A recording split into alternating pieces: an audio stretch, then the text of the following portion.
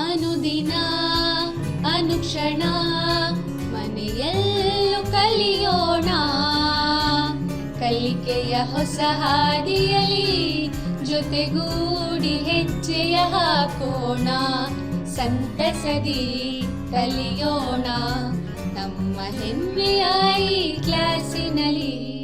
Yes sir. Yes teacher. Present ma'am.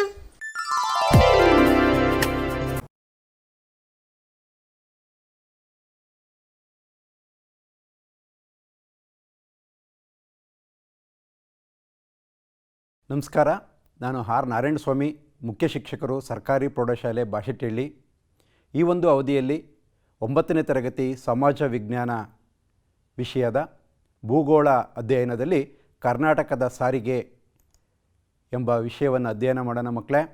ನೋಡಿ ಮಕ್ಕಳೇ, ನೀವೆಲ್ಲರೂ ಕೂಡ ಪಠ್ಯಪುಸ್ತಕ, ನೋಟ್ ಪುಸ್ತಕ ಹಾಗೆ ಪೆನ್ನು ಪೆನ್ಸಿಲನ್ನು ಸಿದ್ಧ ಮಾಡಿ ಇಟ್ಕೊಂಡು ಪಾಠವನ್ನು ಸರಿಯಾದ ರೀತಿಯಲ್ಲಿ ನೀವು ಆಲಿಸಿದ್ದೇ ಆದರೆ ನೀವು ತುಂಬ ಚೆನ್ನಾಗಿ ಕಲಿಕೆಯನ್ನು ಉಂಟು ಮಾಡಿಕೊಳ್ಳುವುದು ಮಕ್ಕಳೇ. ಎಲ್ಲ ಮಕ್ಕಳು ಸಿದ್ಧರಾಗಿ.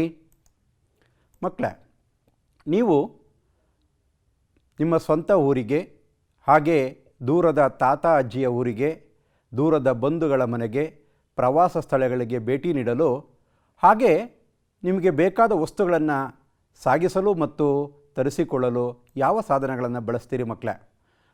ಸರಿಯಾಗಿ ಹೇಳ್ತಾ ಇದ್ದೀರಾ ಮಕ್ಕಳೇ. ರೈಲುಗಳನ್ನು ಬಳಸ್ತೀರಿ, ಹಾಗೆ ಕಾರುಗಳನ್ನು, ಹಾಗೆ ಲಾರಿಯನ್ನು ಬಳಸ್ತೀರಿ, ಹಾಗೆ ಬಸ್ಸನ್ನು ನೀವು ಅವಲಂಬಿಸಿರ್ತೀರಿ, ಹಾಗೆ ಮೋಟಾರ್ ಬೈಕ್ಗಳಲ್ಲಿ ಸಾಕ್ತೀರಿ. ಮಕ್ಕಳೇ, ಇವೆಲ್ಲ ನೋಡಿದ್ರಲ್ಲ ನೀವು, ಇವೆಲ್ಲವನ್ನು ಸೇರಿ ಏನಂತ ಕರೀತಾರೆ? ಸರಿಯಾಗಿ ಹೇಳಿದರೆ ಸಾರಿಗೆ ಸಂಪರ್ಕಗಳು ಅಂತ ಕರಿತೀರಿ. ಈ ಒಂದು ಅಧ್ಯಯನದಲ್ಲಿ ನಾವು ಈ ಕೆಳಗಿನ ಅಂಶಗಳನ್ನು ತಿಳಿಯೋಣ ಮಕ್ಕಳೇ. ಕರ್ನಾಟಕದ ಸಾರಿಗೆಯ ಮಹತ್ವ,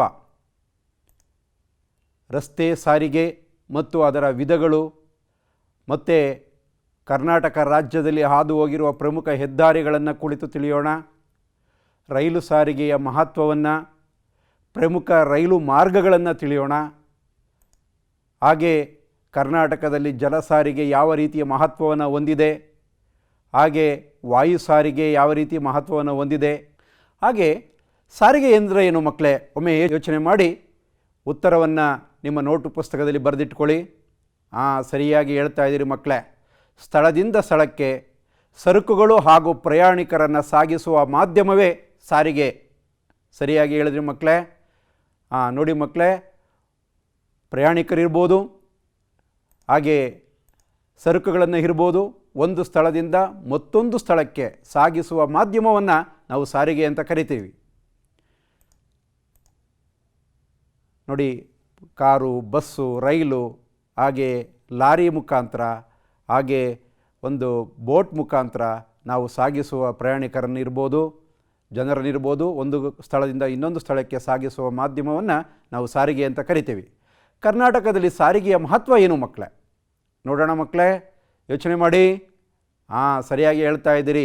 ಕೃಷಿ, ಕೈಗಾರಿಕೆ ಮತ್ತು ವ್ಯಾಪಾರದ ಪ್ರಗತಿಯಲ್ಲಿ ಸಾರಿಗೆ ಸಂಪರ್ಕಗಳು ಜೀವನಾಡಿ ಇದ್ದಂತೆ.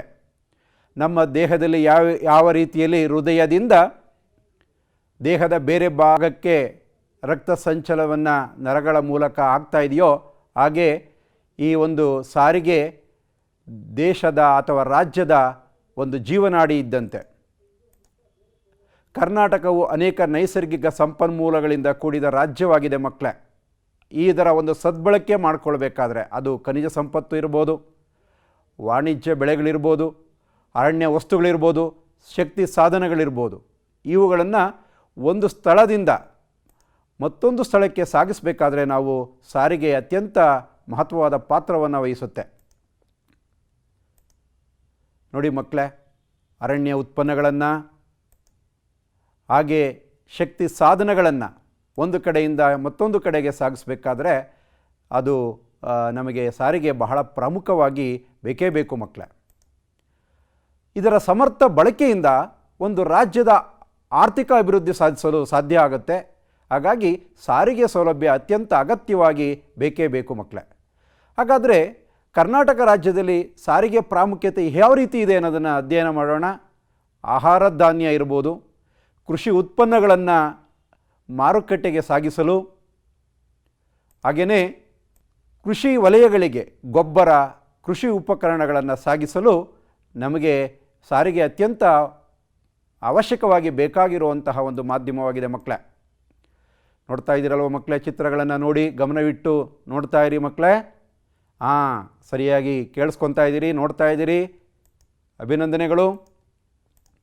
ಹಾಗೆ ಮಕ್ಕಳೇ, ಗಣಿಗಳಿಂದ ಖನಿಜಗಳನ್ನು, ಕರ್ನಾಟಕ ರಾಜ್ಯ ನೈಸರ್ಗಿಕ ಸಂಪನ್ಮೂಲಗಳನ್ನು ಹೊಂದಿದೆ. ಆ ಗಣಿಗಳಿಂದ ಖನಿಜಗಳನ್ನು ಸಾಗಿಸಬೇಕಾದ್ರೆ, ಕೈಗಾರಿಕೆಗಳಿಂದ ಸಿದ್ಧ ವಸ್ತುಗಳನ್ನು ಮಾರುಕಟ್ಟೆಗೆ ಸಾಗಿಸಬೇಕಾದ್ರೆ ನಮಗೆ ಸಾರಿಗೆ ಅನ್ನೋದು ಬೇಕೇ ಬೇಕು. ಪ್ರಯಾಣಿಕರನ್ನು ಒಂದು ಸ್ಥಳದಿಂದ ಮತ್ತೊಂದು ಸ್ಥಳಕ್ಕೆ ಸಾಗಿಸಬೇಕಾದ್ರೆ, ಹಾಗೆ ಇನ್ನೂ ಹಲವಾರು ಉದ್ದೇಶಗಳನ್ನು ಇಟ್ಟುಕೊಂಡು ನಾವು ಸಾರಿಗೆಯನ್ನು ನಾವು ಅವಲಂಬಿಸಿದ್ದೀವಿ. ನೋಡಿ, ಒಂದು ಹಾಲು ಉತ್ಪಾದಕರ ಸಹಕಾರ ಸಂಘದಿಂದ ಹಾಲನ್ನು, ಹಾಗೆ ನೀರನ್ನು ಸಾಗಿಸಬೇಕಾದ್ರೆ ಸಾರಿಗೆ ಬೇಕೇ ಬೇಕು. ಹಾಗಾದರೆ ಮಕ್ಕಳೇ, ಸಾರಿಗೆಯ ವಿಧಗಳು ಏನು ಅನ್ನೋದನ್ನು ಒಮ್ಮೆ ನೋಡೋಣ. ನಿಮ್ಮ ನೋಟ್ ಪುಸ್ತಕದಲ್ಲಿ ಬರೆದಿಟ್ಕೊಳ್ಳಿ. ಮೊದಲನೇದಾಗಿ ರಸ್ತೆ ಸಾರಿಗೆ. ನೋಡ್ತಾ ಇದ್ದೀರಲ್ಲ ಮಕ್ಕಳೇ, ರಸ್ತೆ ಸಾರಿಗೆಯ ಚಿತ್ರ ಬರ್ತಾ ಇದೆ, ಗಮನವಿಟ್ಟು ನೋಡಿ. ನೆಕ್ಸ್ಟ್ ಎರಡನೇದು ರೈಲು ಸಾರಿಗೆ. ಗಮನವಿಟ್ಟು ಚಿತ್ರವನ್ನು ಕೂಡ ನೀವು ನೋಡಿ ಮಕ್ಕಳೇ, ನಿಮ್ಮ ನೋಟ್ ಪುಸ್ತಕದಲ್ಲಿ ಸಾರಿಗೆಯ ವಿಧಗಳನ್ನು ಬರೆದಿಟ್ಕೊಳ್ಳಿ. ನೆಕ್ಸ್ಟು ಜಲ ಸಾರಿಗೆ. ನೋಡಿ, ಜಲ ಸಾರಿಗೆಯ ಒಂದು ದೃಶ್ಯಾವಳಿ ನಿಮಗೆ ಮುಂದೆ ಬರ್ತಾ ಇದೆ, ಗಮನವಿಟ್ಟು ನೋಡಿ. ವಾಯು ಸಾರಿಗೆ. ನೋಡಿದ್ರಲ್ಲ ಮಕ್ಕಳೇ. ಹಾಗಾದರೆ ಕರ್ನಾಟಕ ರಾಜ್ಯದ ರಸ್ತೆ ಸಾರಿಗೆಯ ಪ್ರಾಮುಖ್ಯತೆ ಏನು ಅನ್ನೋದನ್ನು ನೋಡೋಣ. ಹಳ್ಳಿಗಾಡಿನಿಂದ ಕೂಡಿರುವಂಥ ರಾಜ್ಯ. ಹಳ್ಳಿ ಪಟ್ಟಣಗಳಿಂದ ಹಾಗೂ ಇತರ ಜನವಸತಿಗಳನ್ನು ಸಂಪರ್ಕಿಸುವಂತಹ ಪ್ರಮುಖ ಸಂಪರ್ಕ ಕೊಂಡಿ ಅಂದರೆ ರಸ್ತೆ ಅಂದರೆ ತಪ್ಪಾಗಲಾರದು. ಹಳ್ಳಿಯಿಂದ ಪಟ್ಟಣಗಳಿಗೆ ಹಾಗೂ ಜನವಸತಿಗಳಿಗೆ ಸಂಪರ್ಕ ಕಲ್ಪಿಸುವಂತಹ ಮಾಧ್ಯಮ ಯಾವುದು ಅಂದರೆ ರಸ್ತೆ ಸಾರಿಗೆ. ರಸ್ತೆಗಳನ್ನು ನಾವು ಸುಲಭವಾಗಿ ಕಡಿಮೆ ವೆಚ್ಚದಲ್ಲಿ ನಿರ್ಮಾಣ ಮಾಡುವುದು ಮಕ್ಕಳೇ. ಹಾಗಾಗಿ ಇದು ಅತ್ಯಂತ ಪ್ರಾಮುಖ್ಯತೆಯನ್ನು ಗಳಿಸಿದೆ.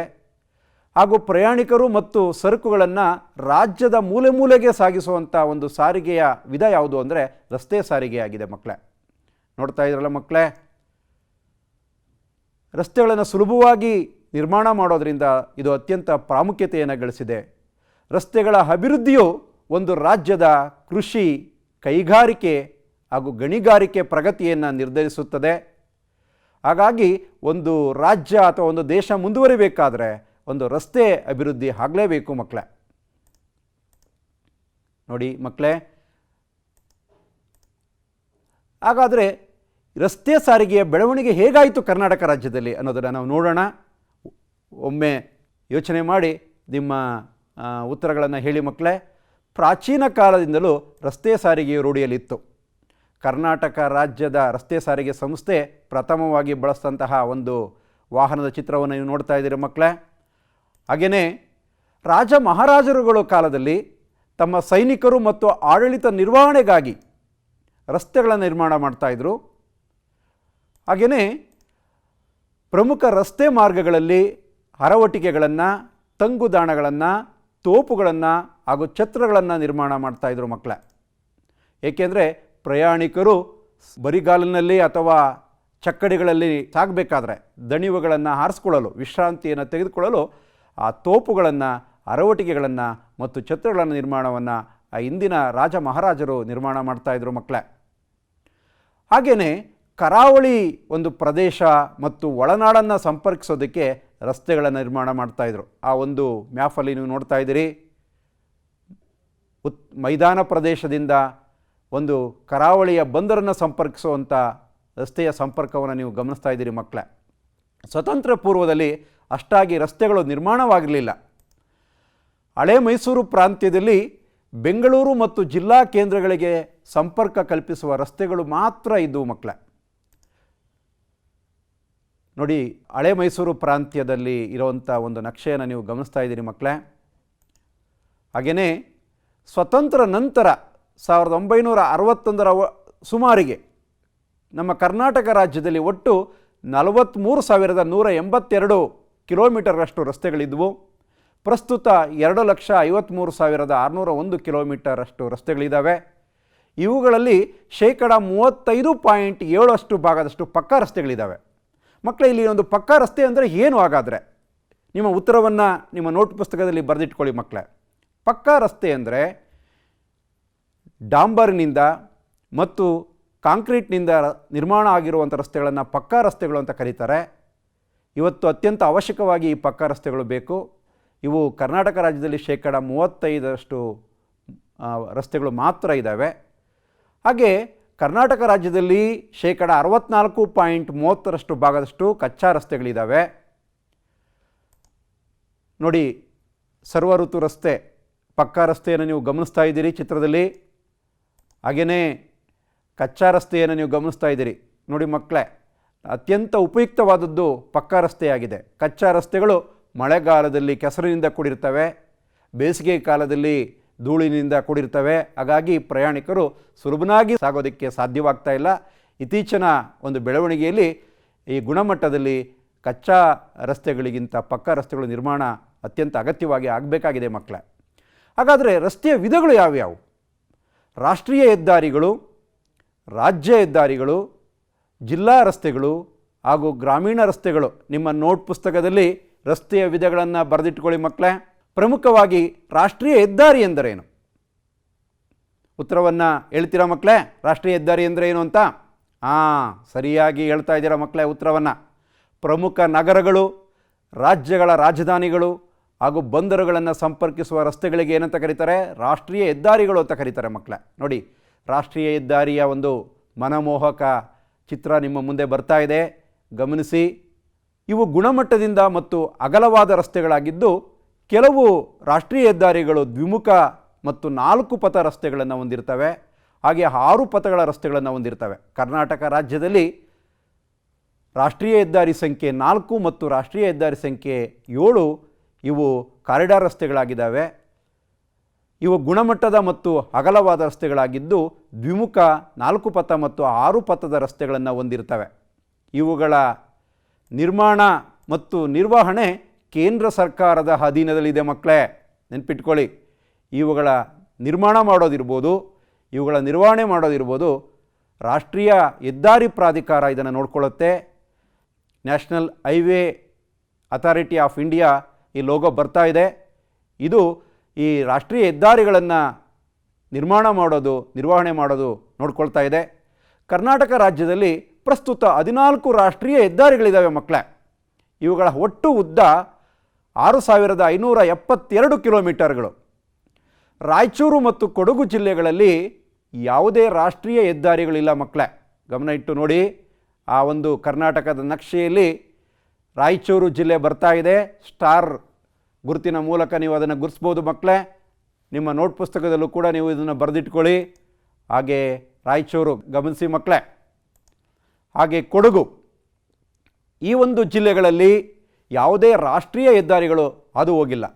ಕರ್ನಾಟಕದ ರಾಜ್ಯದಲ್ಲಿ ರಾಷ್ಟ್ರೀಯ ಹೆದ್ದಾರಿ ಹಾದು ಹೋಗಿರುವಂತಹ ಪ್ರಮುಖ ಜಿಲ್ಲೆಗಳು ಯಾವ್ಯಾವು ಅಂದರೆ ಉತ್ತರ ಕನ್ನಡ, ವಿಜಯಪುರ, ಬೆಳಗಾವಿ, ಶಿವಮೊಗ್ಗ, ಬೆಂಗಳೂರು ಗ್ರಾಮಾಂತರ, ತುಮಕೂರು, ದಕ್ಷಿಣ ಕನ್ನಡ, ಬಳ್ಳಾರಿ. ಇವುಗಳಲ್ಲಿ ಪ್ರಮುಖ ರಾಷ್ಟ್ರೀಯ ಹೆದ್ದಾರಿಗಳು ಹಾದು ಹೋಗಿರುವಂತಹ ನೀವು ನಕ್ಷೆಯನ್ನು ನೋಡ್ತಾ ಇರ್ಬೋದು ಮಕ್ಕಳೇ. ಗಮನವಿಟ್ಟು ನೋಡಿ, ಆ ಕೆಂಪು ವರ್ಣದ ಮೂಲಕ ಇರುವಂಥದ್ದು ಇವು ರಾಷ್ಟ್ರೀಯ ಹೆದ್ದಾರಿಗಳನ್ನು ಸೂಚಿಸುವಂಥ ನಕ್ಷೆಯಾಗಿದೆ. ಹಾಗಾದರೆ ರಾಷ್ಟ್ರೀಯ ಹೆದ್ದಾರಿಗಳ ನಂತರ ಎರಡನೇ ಒಂದು ರಸ್ತೆಯ ವಿಧ ಯಾವುದು ಅಂದರೆ ರಾಜ್ಯ ಹೆದ್ದಾರಿ.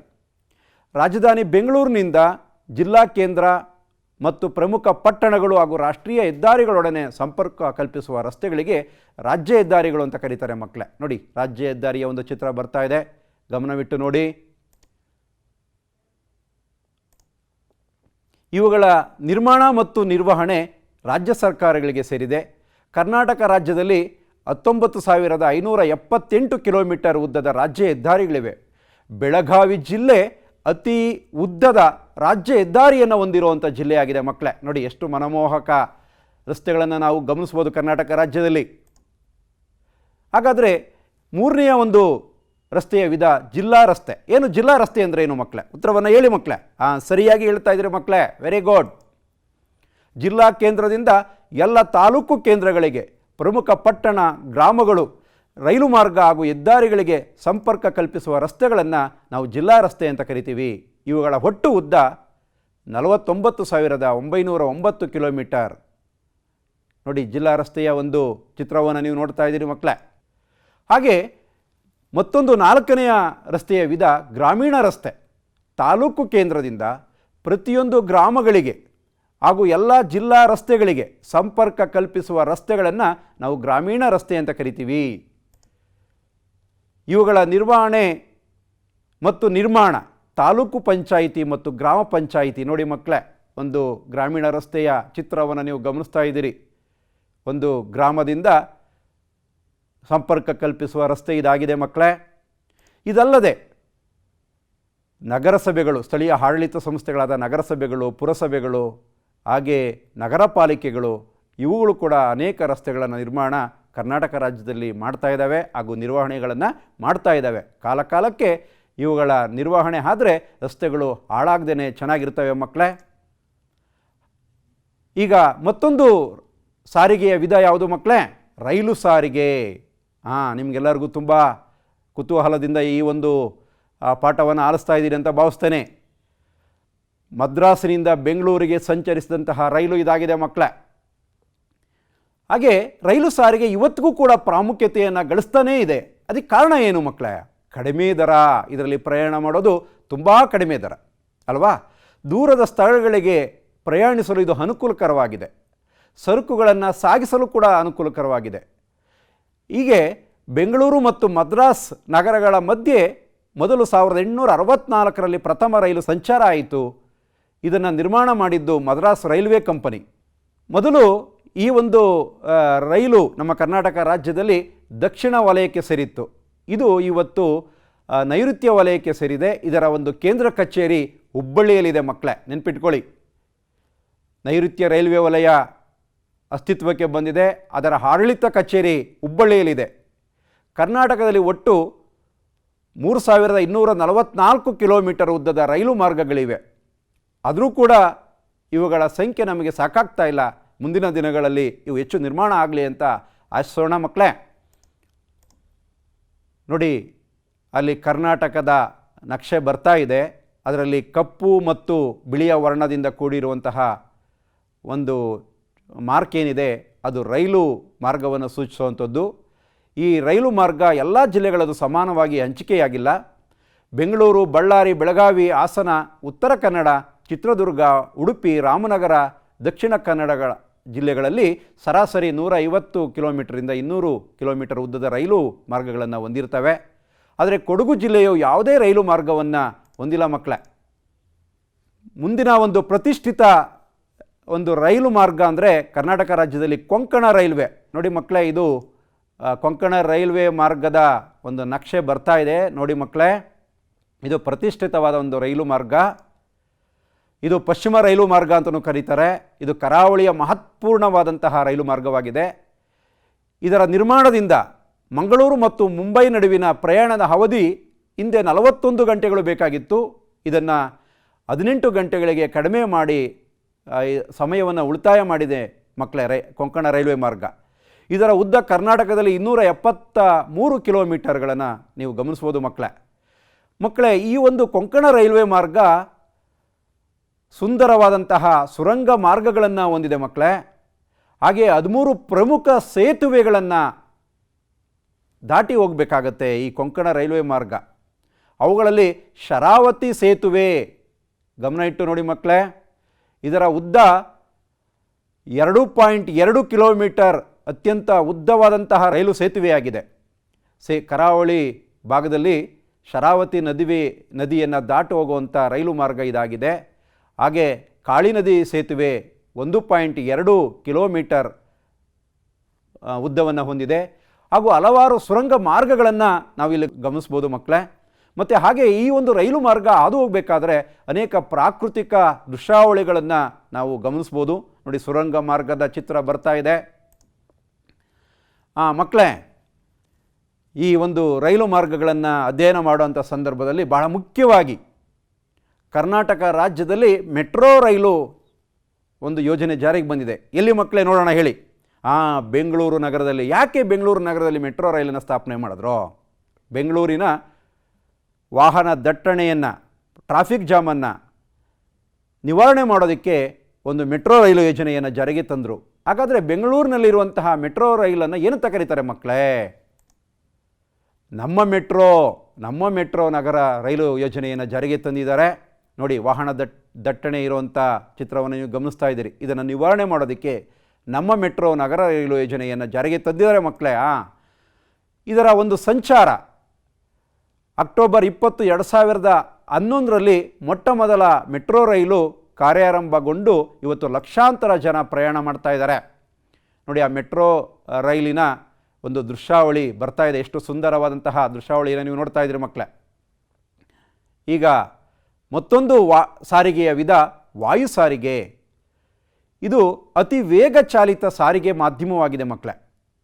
ಹಾಗೆಯೇ ಇದು ಒಂದು ಪ್ರಯಾಣಿಕರನ್ನು, ಹಾಗೆ ಅಂಚೆ ಮತ್ತು ಬೆಲೆ ಬಾಳುವ ಹಗುರವಾದ ವಸ್ತುಗಳನ್ನು ಸಾಗಿಸೋದಕ್ಕೆ ಈ ವಾಯು ಸಾರಿಗೆಯನ್ನು ಬಳಸ್ತೀವಿ ಮಕ್ಕಳೇ. ಆದರೆ ಈ ಒಂದು ಸಾರಿಗೆ ಅಂಚೆ ಇರ್ಬೋದು, ಬೆಲೆ ಬಾಳುವ ಹಗುರವಾದ ವಸ್ತುಗಳನ್ನು ತ್ವರಿತಗತಿಯಲ್ಲಿ ಸಾಗಿಸೋದಕ್ಕೆ ಇದನ್ನು ಬಳಸ್ತಾರೆ ಮಕ್ಕಳೇ. ಮತ್ತು ವಾಯು ಸಾರಿಗೆಯ ಪ್ರಾಮುಖ್ಯತೆ ನಮಗೆ ಅತ್ಯಂತ ಅಗತ್ಯವಾಗಿ ಬೇಕಾಗಿದೆ. ಯಾಕೆ ಮಕ್ಕಳೇ? ನೈಸರ್ಗಿಕ ವಿಪತ್ತುಗಳು ಸಂಭವಿಸಿದಾಗ, ಹಾಗೆ ಯುದ್ಧಗಳಂತಹ ತುರ್ತು ಪರಿಸ್ಥಿತಿಗಳಲ್ಲಿ ಪರಿಹಾರ ಕಾರ್ಯಗಳನ್ನು ಕೈಗೊಳ್ಳೋದಕ್ಕೆ ಇವುಗಳು ನೆರವಾಗ್ತವೆ ಮಕ್ಕಳೇ. ಆದರೆ ಇದು ಒಂದು ದುಬಾರಿಯಾದಂತಹ ಸಾರಿಗೆ ಮಾಧ್ಯಮವಾಗಿದೆ ಮಕ್ಕಳೇ. ಹಾಗಾಗಿ ಇದು ಎಲ್ಲ ಜನರಿಗೆ ಇದು ಸುಲಭನಾಗಿ ಲಭ್ಯವಾಗ್ತಾ ಇಲ್ಲ. ಇದು ಒಂದು ದುಬಾರಿಯಾದಂಥ ಸಾರಿಗೆ ಮಾಧ್ಯಮವಾಗಿದೆ ಮಕ್ಕಳೇ. ಪ್ರಶ್ನೆಯನ್ನು ಬರೆದಿಟ್ಕೊಳ್ಳಿ. ವಾಯು ಸಾರಿಗೆ ಯಾಕೆ ಎಲ್ಲ ಜನರಿಗೂ ಇದು ಲಭ್ಯವಾಗ್ತಾ ಇಲ್ಲ? ಸರಿಯಾಗಿ ಹೇಳಿದ್ರು ಮಕ್ಕಳೇ, ದುಬಾರಿಯಾದ ಸಾರಿಗೆ ಮಾಧ್ಯಮವಾಗಿದೆ. ಕರ್ನಾಟಕದಲ್ಲಿ ಮೊದಲ ವಿಮಾನ 1946ರಲ್ಲಿ ಬೆಂಗಳೂರು ಮತ್ತು ಹೈದರಾಬಾದ್ ನಡುವೆ ಸಂಚಾರ ಮಾಡಿತು. ಅದನ್ನು ನಿರ್ಮಾಣ ಮಾಡಿದ ಕಂಪನಿ ಯಾವುದಪ್ಪ ಅಂದರೆ ಡೆಕ್ಕನ್ ಏರ್ವೇಸ್ ಎಂಬ ಕಂಪನಿ ಪ್ರಾರಂಭಿಸಿತು. ನೋಡಿ ಮಕ್ಕಳೇ, ಬೆಂಗಳೂರಿನ HAL ಅಂತ ಏನು ಕರಿತೀವಿ, ಹಿಂದೂಸ್ತಾನ್ ಏರೋನಾಟಿಕ್ಸ್ ಲಿಮಿಟೆಡ್, ಅದರ ಚಿತ್ರ ನೀವು ಗಮನಿಸ್ತಾ ಇದ್ದೀರಿ. ಈ ಒಂದು ಮೊದಲು ಪ್ರಾರಂಭ ಆಗಿರುವಂಥ ವಿಮಾನ ನಿಲ್ದಾಣ ಅದಾಗಿತ್ತು. ಇದಾದ ಮೇಲೆ ಬೆಂಗಳೂರನ್ನು 1996ರಲ್ಲಿ ಅಂತಾರಾಷ್ಟ್ರೀಯ ವಿಮಾನ ನಿಲ್ದಾಣವೆಂದು ಘೋಷಿಸಲ್ಪಟ್ಟಿತ್ತು. ಹಾಗೆಯೇ ನಮ್ಮ ಕರ್ನಾಟಕ ರಾಜ್ಯದಲ್ಲಿ ಅನೇಕ ಜಿಲ್ಲಾ ಕೇಂದ್ರಗಳಲ್ಲಿ ದೇಶೀಯ ವಿಮಾನ ನಿಲ್ದಾಣಗಳಿದ್ದಾವೆ. ಅವುಗಳಲ್ಲಿ ಬೆಳಗಾವಿ, ಹುಬ್ಬಳ್ಳಿ, ಮೈಸೂರು, ಮಂಗಳೂರು, ಹಾಸನ, ಕಲಬುರಗಿ. ನೀವು ನಕ್ಷೆಯಲ್ಲಿ ನೀವು ಗಮನಿಸ್ತಾ ಇದ್ದೀರಿ ಮಕ್ಕಳೇ. ನಮ್ಮ ವಾಯು ಸಾರಿಗೆಯ ಒಂದು ಪ್ರಮುಖ ಮಾರ್ಗಗಳನ್ನು ನೀವು ಆ ಒಂದು ಕೆಂಪು ಗೆರೆಯ ಮೂಲಕ ನೀವು ಗುರುಸ್ಬೋದು ಮಕ್ಕಳೇ. ಇವತ್ತು ನಮ್ಮ ಬೆಂಗಳೂರು ನಗರದಲ್ಲಿದ್ದಂತಹ HAL ವಿಮಾನ ನಿಲ್ದಾಣ ಅದು ಬೆಂಗಳೂರಿನಿಂದ 34 ಕಿಲೋಮೀಟರ್ ದೂರದಲ್ಲಿರುವಂತಹ ದೇವನಹಳ್ಳಿಗೆ 24/5/2008ರಂದು ಸ್ಥಳಾಂತರಗೊಂಡಿತು. ಹಾಗಾಗಿ HAL ವಿಮಾನ ನಿಲ್ದಾಣವನ್ನು ಪೈಲಟುಗಳ ತರಬೇತಿಗೆ ಬಳಸಲಾಗ್ತಾ ಇದೆ. ದೇವನಹಳ್ಳಿ ವಿಮಾನ ನಿಲ್ದಾಣ ಭಾರತದ ಮೊದಲ ಹಸಿರು ಕ್ಷೇತ್ರದ ವಿಮಾನ ನಿಲ್ದಾಣವಾಗಿದೆ ಮಕ್ಕಳೇ. ನೋಡಿ, ಇದು ತುಂಬ ಪ್ರಾಮುಖ್ಯತೆಯನ್ನು ಗಳಿಸಿರುವಂಥ ವಿಮಾನ ನಿಲ್ದಾಣ. ಗಮನಿಸ್ತಾ ಇದ್ದೀರಾ ಮಕ್ಕಳೇ ಚಿತ್ರವನ್ನು ನೋಡಿ. ಹಾಗೆಯೇ ಇದು ಸುಸಜ್ಜಿತ ಸೌಲಭ್ಯವನ್ನು, ಆಧುನಿಕ ಸೌಲಭ್ಯಗಳನ್ನು ಹೊಂದಿರುವಂಥ ವಿಮಾನ ನಿಲ್ದಾಣವಾಗಿದೆ ಮಕ್ಕಳೇ. ನೋಡಿ, ಗಮನಿಸಿ ಮಕ್ಕಳೇ, ಎಷ್ಟೊಂದು ಮನಮೋಹಕವಾದಂತಹ ಚಿತ್ರವನ್ನು ಈ ಒಂದು ಪಾಠದಲ್ಲಿ ನೋಡ್ತಾ ಇದ್ದಾರೆ ಮಕ್ಕಳೇ. ಹಾಗಾದರೆ ಬೆಂಗಳೂರು ಅಂತಾರಾಷ್ಟ್ರೀಯ ವಿಮಾನ ನಿಲ್ದಾಣಕ್ಕೆ ಯಾವ ಹೆಸರಿನಿಂದ ಕರೆಯಲಾಗುತ್ತೆ ಮಕ್ಕಳೇ? ಕೆಂಪೇಗೌಡ ಅಂತಾರಾಷ್ಟ್ರೀಯ ವಿಮಾನ ನಿಲ್ದಾಣವೆಂದು ಕರೆಯಲಾಗ್ತಾ ಇದೆ ಮಕ್ಕಳೇ. ನೆಕ್ಸ್ಟ್ ಮಕ್ಕಳೇ, ಜಲಸಾರಿಗೆ. ಕರ್ನಾಟಕದಲ್ಲಿ ಒಳನಾಡಿನ ಮತ್ತು ಸಮುದ್ರ ಜಲಸಂಚಾರಗಳೆರಡೂ ರೂಢಿಯಲ್ಲಿವೆ ಮಕ್ಕಳೇ. ಹಿಂದೆ ಒಳನಾಡಿನ ಜಲಸಂಚಾರವು ನಾಡುದೋಣಿ, ನೋಡಿ ಮಕ್ಕಳೇ ಚಿತ್ರ ಬರ್ತಾ ಇದೆ, ನಾಡುದೋಣಿ ಚಿತ್ರ ಬರ್ತಾ ಇದೆ. ಹಾಗೆ ಹರಿಗೋಲು, ನೋಡಿ ಹರಿಗೋಲಲ್ಲಿ ಇವತ್ತು ಕೂಡ ಜನರು ಒಂದು ನದಿಗಳ ಪಾತ್ರದಿಂದ ಇನ್ನೊಂದು ಪಾತ್ರಕ್ಕೆ ದಂಡೆಗೆ ಹೋಗಬೇಕಾದ್ರೆ ಅದನ್ನು ಬಳಸ್ತಾ ಇದ್ದಾರೆ. ಹಾಗೆಯೇ ತೆಪ್ಪಗಳು, ನೋಡಿ ಮಕ್ಕಳೇ, ತೆಪ್ಪಗಳಲ್ಲಿ ಸರಿಸುಮಾರು 12 ಪ್ರಯಾಣಿಕರು ಅದರಲ್ಲಿ ಸಂಚಾರ ಮಾಡ್ತಾ ಇದ್ದಾರೆ. ಆದರೆ ಭಾಳ ಅಪಾಯಕರವಾದ ಒಂದು ಮಾಧ್ಯಮ ಆಗಿದೆ. ಆದರೂ ಕೂಡ ಜನರು ಅದರಲ್ಲಿ ಇವತ್ತಿಗೂ ಕೂಡ ಸಂಚಾರ ಮಾಡ್ತಾ ಇದ್ದಾರೆ. ಇದು ನಾಡದೋಣಿ ಇರ್ಬೋದು, ಅರಿಗೋಲು ಇರ್ಬೋದು, ತೆಪ್ಪಗಳಿರ್ಬೋದು, ಇವೆಲ್ಲವೂ ಕೂಡ ನಮ್ಮ ಕರ್ನಾಟಕ ರಾಜ್ಯದಲ್ಲಿ ಬಳಸ್ತಾ ಇದ್ದಾರೆ. ಆದರೆ ಇತ್ತೀಚಿನ ದಿನಗಳಲ್ಲಿ ಈ 3 ವಿಧಗಳ ಬದಲಿಗೆ ಯಂತ್ರಚಾಲಿತ ದೋಣಿಗಳ ಸಂಚಾರ ರೂಢಿಗೆ ಬಂದಿದೆ ಮಕ್ಕಳೇ. ನೋಡಿ, ಅದರ ಒಂದು ಚಿತ್ರವನ್ನು ನೀವು ನೋಡ್ತಾ ಇದ್ದೀರಿ. ನೀವು ಎಂದಾದರೂ ಕೂಡ ಸಿಗಂದೂರು ಕ್ಷೇತ್ರಕ್ಕೆ ಹೋಗಿರಬೇಕಾದ್ರೆ ಆ ಶರಾವತಿ ಹಿನ್ನೀರನ್ನು ದಾಟಿ ಹೋಗಬೇಕಾದ್ರೆ ನೀವು ಆ ಒಂದು ಯಂತ್ರಚಾಲಿತ ದೋಣಿಯಲ್ಲಿ ಸಂಚಾರ ಮಾಡಿರೋದನ್ನು ನೀವು ನೋಡಿರ್ಬೋದು ಮಕ್ಕಳೇ. ಭಾಳ ಸಂತೋಷವಾದಂಥ ಅನುಭವ ಅದು ತಂದುಕೊಡುತ್ತೆ. ಈ ಒಂದು ಜಲಸಂಚಾರ ಉತ್ತರ ಕನ್ನಡದಲ್ಲಿ ಉಡುಪಿ ಮತ್ತು ದಕ್ಷಿಣ ಮತ್ತು ಕನ್ನಡ ಜಿಲ್ಲೆಗಳಲ್ಲಿ ಕಂಡುಬರುವಂಥದ್ದನ್ನು ನಾವು ಗಮನಿಸ್ಬೋದು ಮಕ್ಕಳೇ. ಕರ್ನಾಟಕ ರಾಜ್ಯದಲ್ಲಿ ಅನೇಕ ಬಂದರುಗಳು ಇದ್ದಾವೆ. ಹಾಗಾದರೆ ಬಂದರುಗಳು ಅಂದರೆ ಏನು ಮಕ್ಕಳೇ? ನೋಡಿ ಮಕ್ಕಳೇ, ಗಮನಿಸಿ. ಹಡಗು ನಿಲ್ಲುವ ಸಮುದ್ರದ ತೀರದ ಸ್ಥಳಗಳನ್ನು ನಾವು ಬಂದರುಗಳು ಅಂತ ಕರಿತೀವಿ. ಏನು ಸಮುದ್ರ ತೀರದಲ್ಲಿ ಹಡಗುಗಳು ನಿಲ್ಲೋದಕ್ಕೆ ಅನುಕೂಲಕರವಾದಂತಹ ಸ್ಥಳ ಇರುತ್ತೋ ಅದನ್ನು ಬಂದರುಗಳು ಅಂತ ಕರಿತೀವಿ. ಈ ಒಂದು ಬಂದರುಗಳ ಮುಖಾಂತರ ಪ್ರಯಾಣಿಕರನ್ನು ಸಾಗಿಸೋದ್ರ ಜೊತೆಗೆ ಮೀನುಗಾರಿಕೆ, ವ್ಯಾಪಾರ ಮತ್ತು ಸರಕುಗಳನ್ನು ಸಾಗಿಸೋದನ್ನು ನಾವು ಗಮನಿಸ್ಬೋದು ಮಕ್ಕಳೇ. ಕರ್ನಾಟಕ ರಾಜ್ಯದಲ್ಲಿ 25 ಸಣ್ಣ ಮತ್ತು ದೊಡ್ಡ ಪ್ರಮಾಣದ ಬಂದರುಗಳಿದ್ದಾವೆ. 1957ರಲ್ಲಿ ಬಂದರು ಅಭಿವೃದ್ಧಿ ಇಲಾಖೆ ಸ್ಥಾಪನೆಗೊಂಡಾದ ಮೇಲೆ ಈ ಬಂದರುಗಳ ಅಭಿವೃದ್ಧಿ ಮತ್ತು ಅವುಗಳ ಸೌಲಭ್ಯ ವಿಸ್ತರಣೆ ಆರಂಭ ಆಗ್ತದೆ. 1974ರಲ್ಲಿ ನವಮಂಗಳೂರು ಎಂಬ ಬಂದರನ್ನು ಸ್ಥಾಪನೆ ಮಾಡ್ತಾರೆ. ಹಾಗಾಗಿ ಇದು 9ನೆಯ ಪ್ರಮುಖ ಬಂದರು ನಮ್ಮ ಭಾರತಕ್ಕಾಗಿದೆ. ಇದನ್ನು ಕರ್ನಾಟಕದ ಹೆಬ್ಬಾಗಿಲು ಅಂತ ಕೂಡ ಕರೀತಾರೆ. ಯಾಕೆ ಮಕ್ಕಳೇ ಕರ್ನಾಟಕದ ಹೆಬ್ಬಾಗಿಲು ಅಂತ ಕರೀತಾರೆ? ಹಾಗೆ ಭಾರತದ ಹೆಬ್ಬಾಗಿಲು ಮುಂಬೈ ಆದರೆ ಕರ್ನಾಟಕದ ಹೆಬ್ಬಾಗಿಲು ಅಂತ ಮಂಗಳೂರನ್ನು ಕರೀತಾರೆ. ಯಾಕೆ ಮಕ್ಕಳೇ ಅಂತಂದರೆ ಈ ಒಂದು ಬಂದರಿನ ಮೂಲಕ ಕರ್ನಾಟಕ ರಾಜ್ಯದ ಕೃಷಿ ಉತ್ಪನ್ನಗಳಿರ್ಬೋದು, ಖನಿಜ ಉತ್ಪನ್ನಗಳಿರ್ಬೋದು, ಹಾಗೆ ಅನೇಕ ವ್ಯಾಪಾರ ವಹಿವಾಟುಗಳು ಈ ಬಂದರಿನ ಮುಖಾಂತರ ನಡೆಯುತ್ತೆ ಮಕ್ಕಳೇ. ಹಾಗೆ ಆಮದನ್ನು ಕೂಡ ನಾವು ಮಾಡ್ಕೊಳ್ತೀವಿ. ಹಾಗಾಗಿ ಇದನ್ನು ಕರ್ನಾಟಕದ ಹೆಬ್ಬಾಗಿಲು ಅಂತ ನಾವು ನವಮಂಗಳೂರನ್ನು ಕರಿತೀವಿ ಮಕ್ಕಳೇ. ಹಾಗೆ ಕರ್ನಾಟಕದ ಮತ್ತೊಂದು ಸುಂದರವಾದ ಬಂದರು ಕಾರವಾರ ಬಂದರು. ಅತ್ಯಂತ ಸುಂದರವಾದ ಬಂದರು ಆಗಿದೆ. ಇದು ಸರ್ವಋತು ಬಂದರು ಕೂಡ ಆಗಿದೆ. ಈ ಬಂದರಿನ ಮೂಲಕ ಕಬ್ಬಿಣದ ಹದಿರು, ಮ್ಯಾಂಗನೀಸ್, ಗ್ರಾನೈಟ್, ವ್ಯವಸಾಯ ಉತ್ಪನ್ನಗಳು ರಫ್ತಾಗ್ತವೆ ಮಕ್ಕಳೇ. ಈ ಒಂದು ಅಧ್ಯಯನದಲ್ಲಿ ಈ ಕೆಳಗಿನ ಅಂಶಗಳನ್ನು ಕಲಿತಿದ್ದೇವೆ. ಕರ್ನಾಟಕದ ಸಾರಿಗೆಯ ಮಹತ್ವವನ್ನು ಕಲಿತಿದ್ದೇವೆ.